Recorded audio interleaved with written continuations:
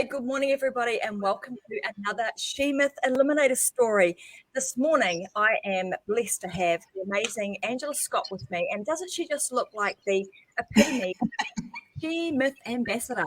Awesome hair, amazing background, always, ready to go is our Ange. And I've asked Angela to be on the show with me today because of she has made some significant inroads into the building industry here in Australia. So she's based in Australia. Well, I won't give away too much of her story. I'm going to get her to share it. But what I will say is that for a woman in a man's world, she is doing an amazing job. Multi-award winning custom home builder. She is on the cover of all sorts of things when she's won all these different awards for her amazing designs that her and her husband do with their company called Bungalow Homes, based in Hervey Bay here in Australia. So welcome to the show, Angela. Thank you, Tracy, and what a wonderful introduction. And I'm a humble person, so I don't really speak much about all the awards that we've won. But since we are, I've had 30, I think now totaling about 32 awards that we've won for our homes over the last 10 years. Been the Australian finalist for the Best Business Partner through the Housing Industry of Australia, and have won Women in Building as well back a couple of years ago. So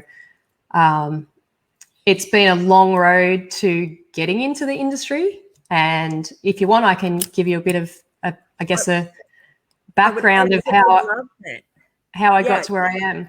So tell us all about that. So I actually started where I think maybe you started originally in the banking industry.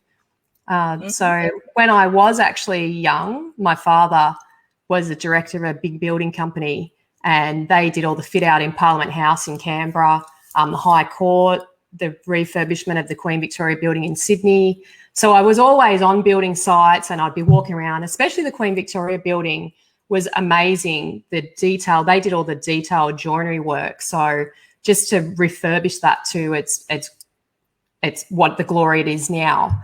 And Dad sort of said to me, I said, I wanted to be an architect. And he said, no, you'll end up sitting in a drafting office. You'll be, working for someone. You'll only be earning $30,000 a year. So I thought, okay, I won't get the marks I needed for the university, which I knew. So I thought, I'll just go and work. And I went into the banking industry, worked there for 5 years, learn a lot about obviously money and that sort of things, which always comes in handy for businesses, and accounting and reconciling, all that sort of stuff. So that was good background to base myself from, but decided that I wasn't happy in that industry. So I went on a little journey up the east coast of Australia, jumped on a bus and backpacked my way up to the Whitsundays, and sort of tried to find, I guess, what I wanted to do or what was coming next. And I decided I would go to university and I'd be a marine scientist. So I actually came back and went to university and did marine science. And within that time, I met my now husband, and he was an engineer. And we sort of started doing a little bit of developing duplexes around the Sydney suburbs. And I was like, I really am enjoying this building thing. This is what I sort of wanted to do. So I decided we bought a development in Hervey Bay, which is now where I live. And we moved from Sydney to Hervey Bay because that's where the whales are. So it's the whale capital of the world. So I thought, I could probably get work, in the marine area.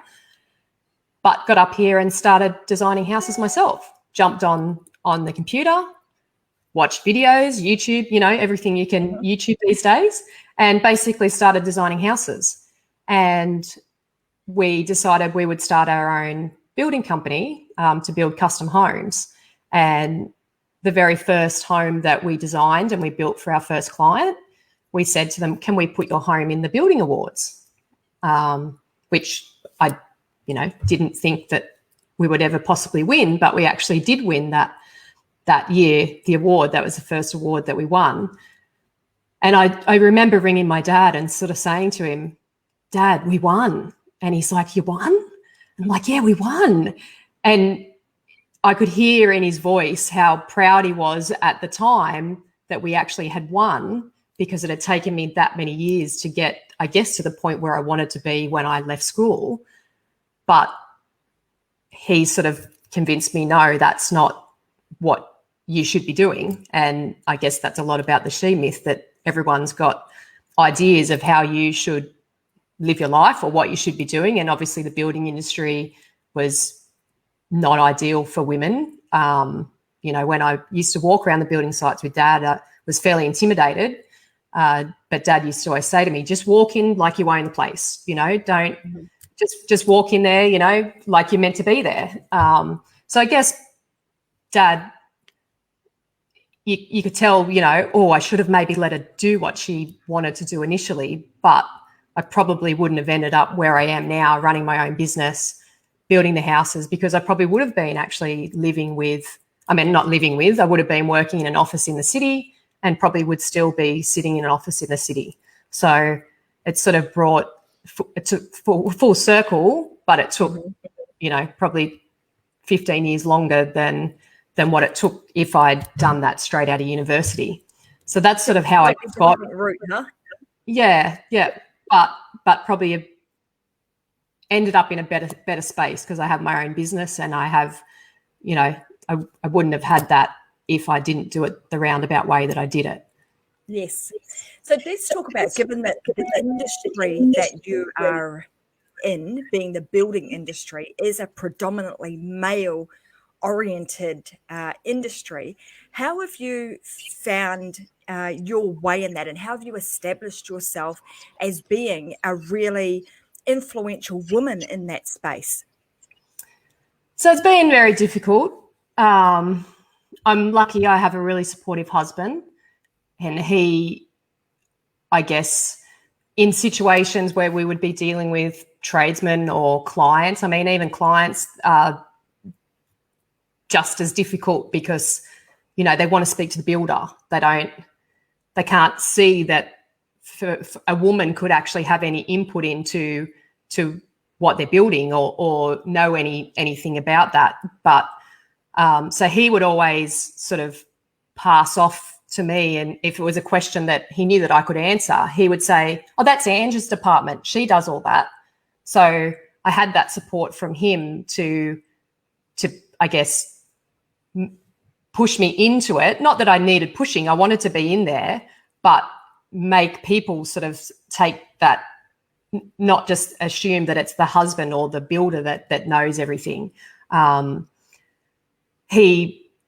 When we're at the building awards, I actually go up on stage and take the awards, whereas most of it's mostly the men that sort of go up. So he sees that as he wants women to be in the industry, because he says he can't do the job without me. And I know that, and probably every woman out there knows that, you know, a lot of building businesses are, you know, talked about dodgy builders and, you know, their paperwork's bad. There's always constant, you know, disputes, and it's a bad industry because the women aren't necessarily stepping up and stepping into a role to help make the industry better by providing that background and the support of, you know, making sure that contracts are actually done. You'd be surprised how many builders don't bill with contracts, or their documentation is next to nothing, and then clients wonder why did we get into an argument with the builder? Because it's the builder that hasn't necessarily provided all that information. So he says to me, I don't know how builders actually work without their wives helping them, or a significant partner, because he knows that he can't fill that whole role of what's such a massive job to undertake when you build someone's home.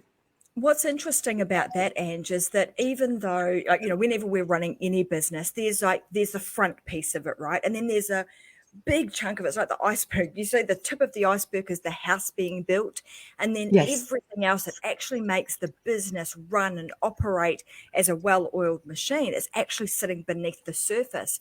And that's obviously where a lot of the time from a, if I relate this to the She-Myth book, but like the woman taking what's seen in that industry as a secondary role, being the administration or the person behind the scenes, when in fact that's the biggest chunk of what actually makes that business, work as well as it possibly should. And often, as far as the She-Myth book is concerned, we talk about that a lot, because it's about then bringing or recognizing that it is, it's an even playing field, that what your husband does on the, the exterior, actually physically building the house, is equally as important as what you're doing behind the scenes to make sure that everything is operating at in peak performance, that from a compliance point of view, you are complying with legislation, that your customers are being taken care of, et cetera, et cetera. What sort of things, and I know you're very instrumental in the industry and in terms of being part of, like the Builders Association, what sort of things are actually happening in that industry now to recognise the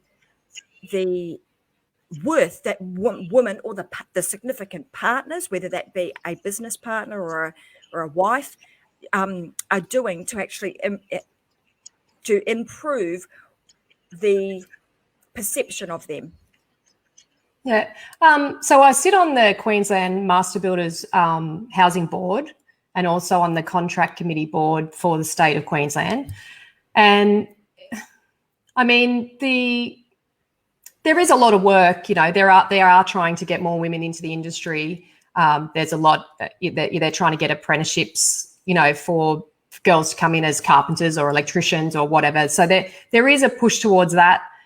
I still think that the role of the back office stuff is not recognised enough, and I think it's because us, the women, are not stepping up into that role and saying we are here behind the scenes. I mean, just even the dialogue in Facebook groups, it's always like, it's my husband's business. It's my husband's business. I'm just doing the books while I'm looking after the kids, or I'm just doing this. So I think we need to actually stand up and say, we are a big part of this business, and we are a huge part of the business. Like you said, that the house is being built by the guys, and women can obviously build the house as well.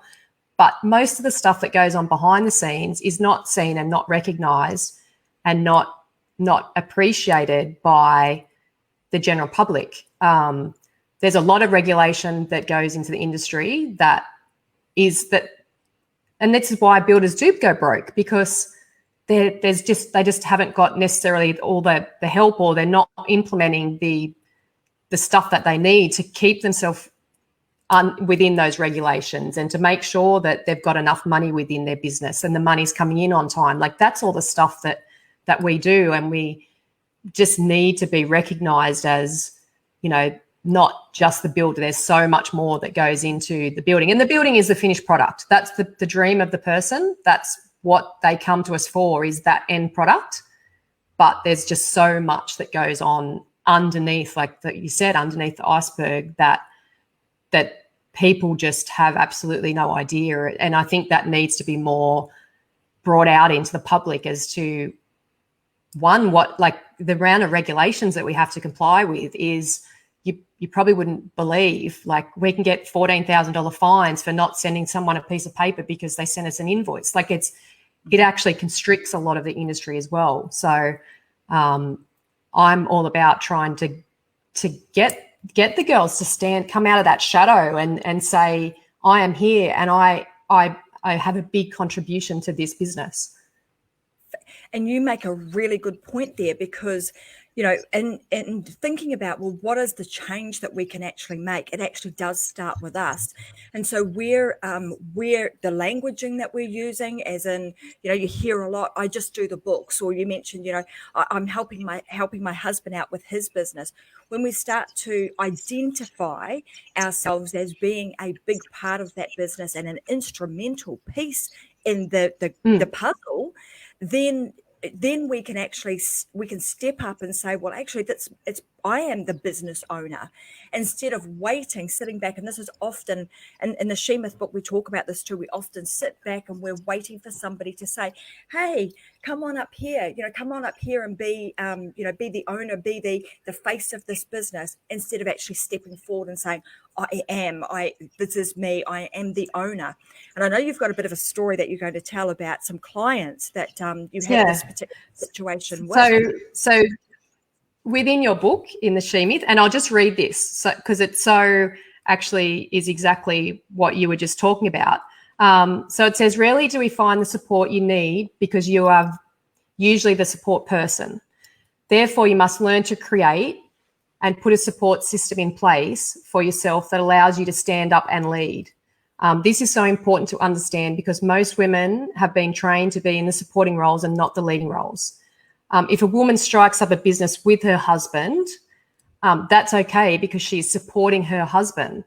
But if she wants to strike out on her own, that's a completely different conversation. So when we started our business, I think I was the one pushing my husband because I wanted to design houses. I wanted to take photo of houses. I loved photos of houses, like all my marketing, or I'd take all the photos.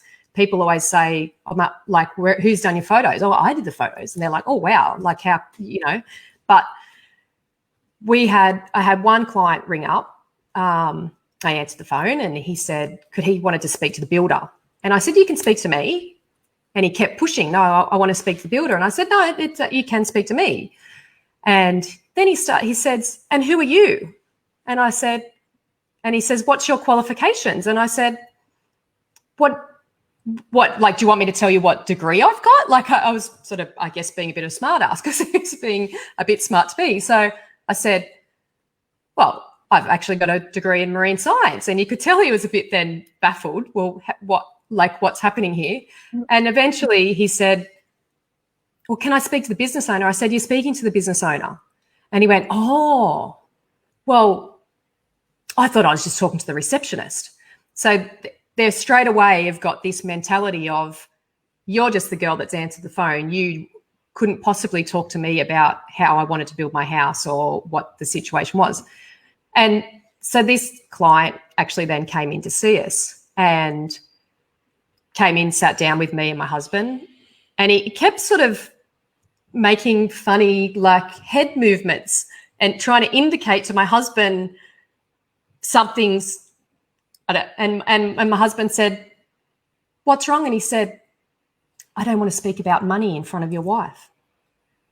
And my husband looked at him and he said, oh, well, she does all the money. So if you can't talk to her about money, you may as well walk out the door. And he left because he had a limiting belief, obviously, of, you don't talk to women about the money, or it's not none of my business to know all that. And he sort of just said to him, mate, she does all that. I just build the house. Like, if you can't have those conversations with her, then this isn't going to work. You need to sort of walk away. So, yeah, it's just, you just got to get up and be out there and just say, this is me and this is my business and this is what I do for the business. And I'll clearly say, if someone says to me, what's the detail of that building thing? I'll say, that's not my department. I have no idea. I just make it look pretty and I keep the business running. Any technical information, you need to speak to my husband. But if you're not going to step out from that, this is my husband's business, or I'm only just helping do these things, it's going to be hard for people coming into the industry.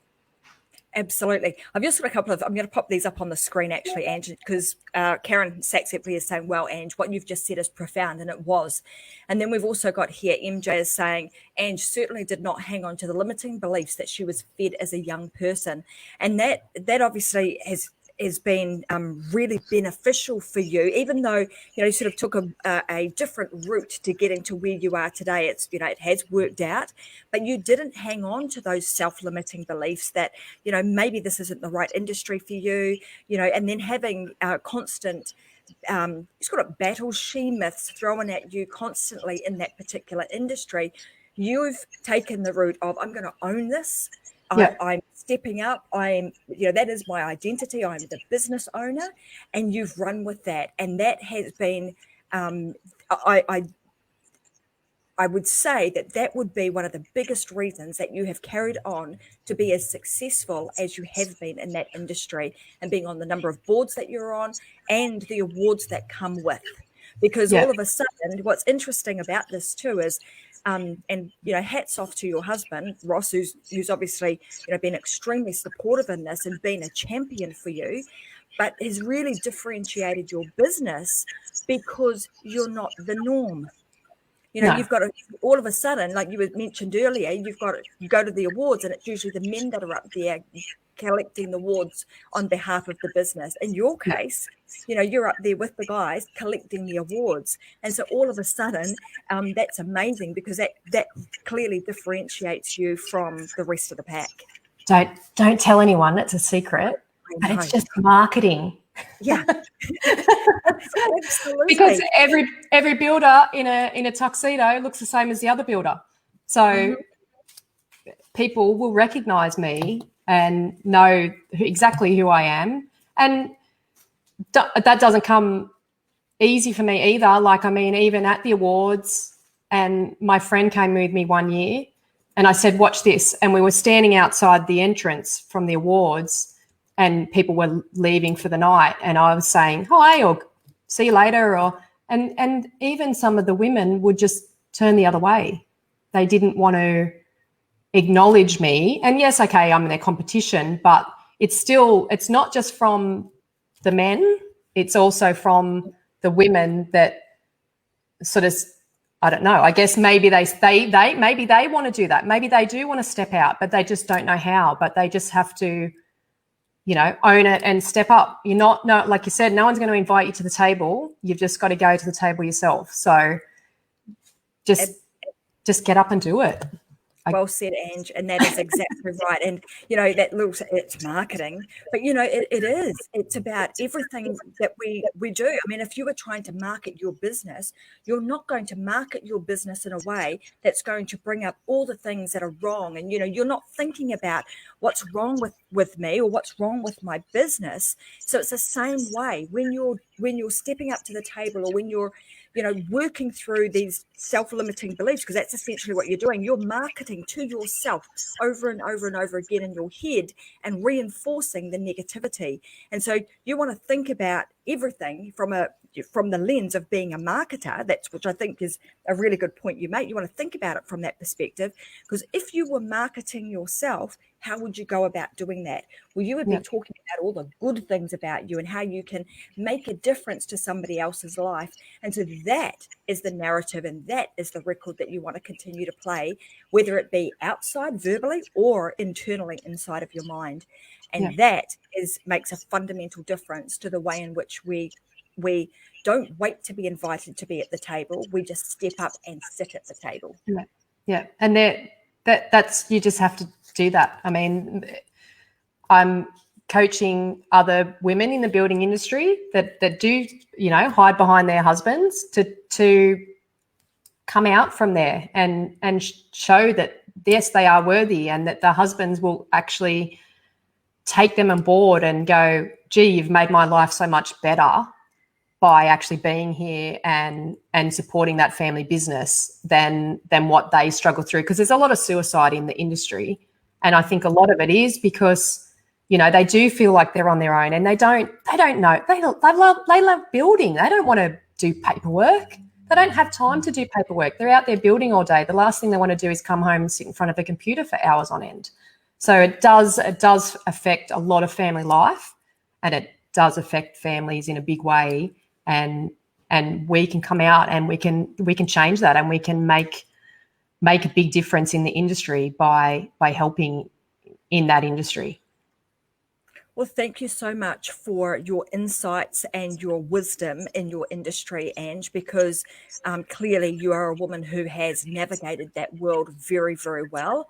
And now the fact that you are out coaching and teaching other women or empowering them to come out of their shell and actually take a place at the table where they belong, is how we're going to start making a real change and a difference to this. And when we also start to champion one another instead of looking at one another from a place of competition, that we can actually help one another to rise together. So thank you very much for sharing your stories today. It's been a pleasure having you on the show.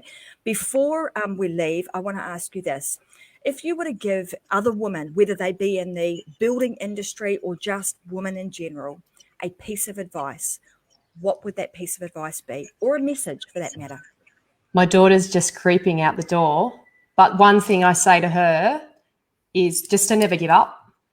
I mean, she's in gymnastics and she's quite high up in it, and she sees a lot of girls give up. And one day she finally said to me, and I was like, it's getting through to her. She said, Mum, but us Scots don't give up. And yeah, even like I said, my dad said to me, just walk in like you own the place, which I don't walk in like I've owned the place.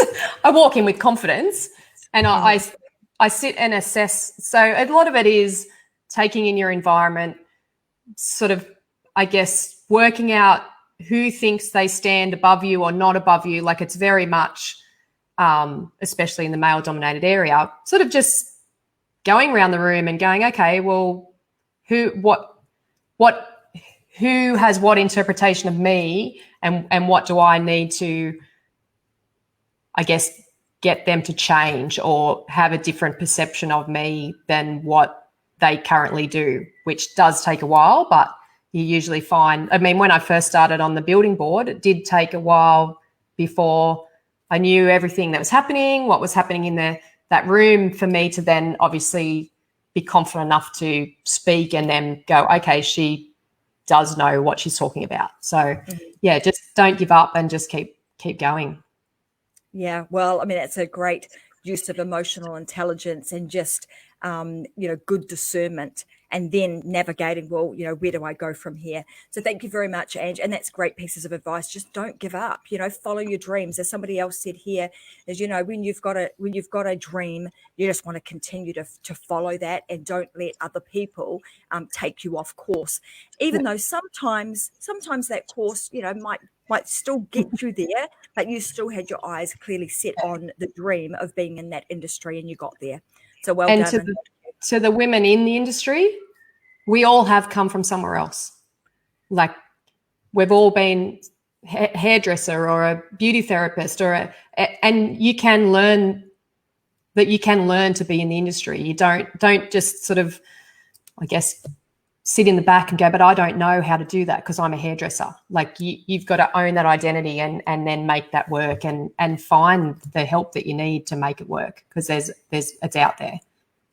Absolutely. Well, you and your team who coach other women in the industry would be a great resource to go to if they need some additional help. So on that note, if there is anybody in the industry that is watching right now, what is the best place that they may be able to get in contact with you, Ange? They just connect with you on Facebook? Yeah, so design her builder. So design with a HER on the end, builder, is my Facebook page. Also, I've got a website, designerbuilder.com.au or just .com.